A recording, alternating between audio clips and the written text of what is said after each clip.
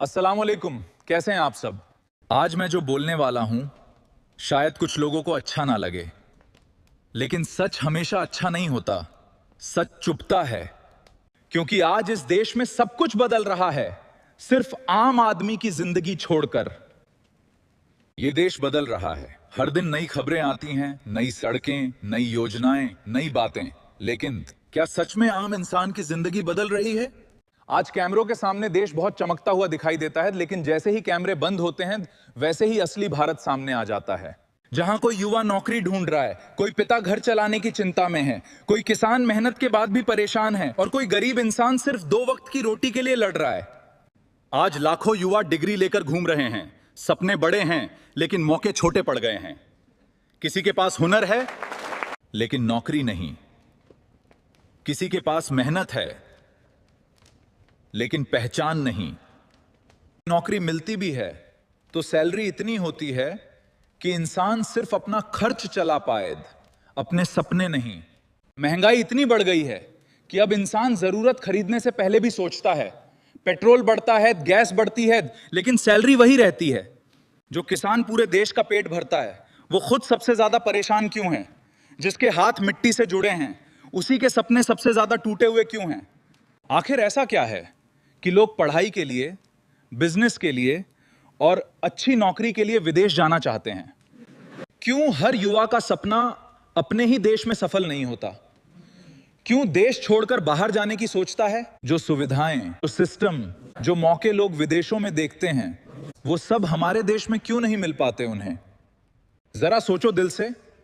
जिस भारत को कभी सोने की चिड़िया कहा जाता था, जो ज्ञान, व्यापार और संस्कृति में दुनिया में सबसे आगे था, और याद करो वो समय जब बड़े बड़े विदेशी व्यापारी भारत आया करते थे, क्योंकि उस वक्त दुनिया को भारत की जरूरत थी।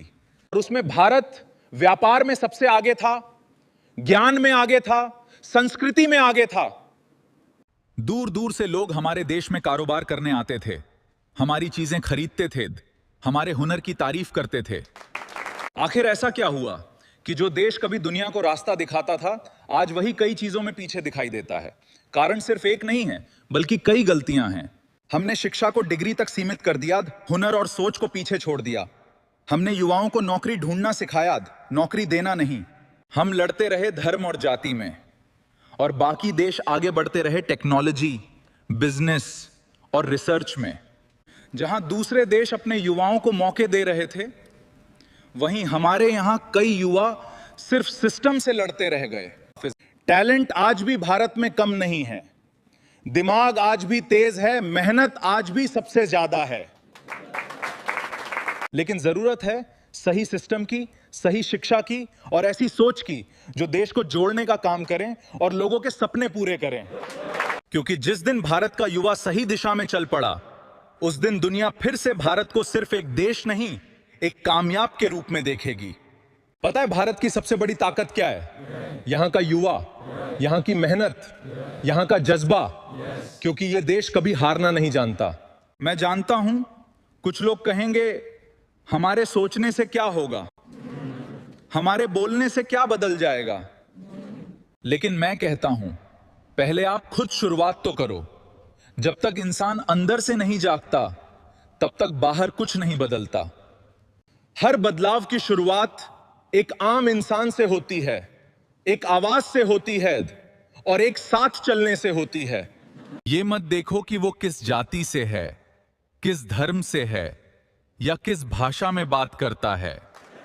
क्योंकि जब देश टूटता है तो नुकसान सबका होता है, और जब देश आगे बढ़ता है तो जीत भी सबकी होती है। तो आज जाते जाते मैं बस इतना कहना चाहता हूं, देश सिर्फ सरकारों से नहीं बदलता, देश तब बदलता है जब उसकी जनता चाहेगी। जिस दिन युवा अपनी ताकत पहचान लेगा और जिस दिन हम जाति और धर्म से ऊपर उठकर एक साथ चलना सीख जाएंगे, उस दिन भारत को आगे बढ़ने से कोई नहीं रोक पाएगा। याद रखना, हर क्रांति की शुरुआत भीड़ से नहीं, एक बदलाव से होती है। और शायद आज वो बदलाव आपके अंदर भी उठ चुकी है। अगर आपको मेरी बातें सच लगी हों तो इस वीडियो को लाइक जरूर करें। कमेंट करके बताइए आपके हिसाब से देश को सबसे ज्यादा किस चीज की जरूरत है। और ऐसी ही सच बोलने वाली वीडियो देखने के लिए चैनल को सब्सक्राइब करना मत भूलिए। जय हिंद। अपना ख्याल रखें। खुदा हाफिज।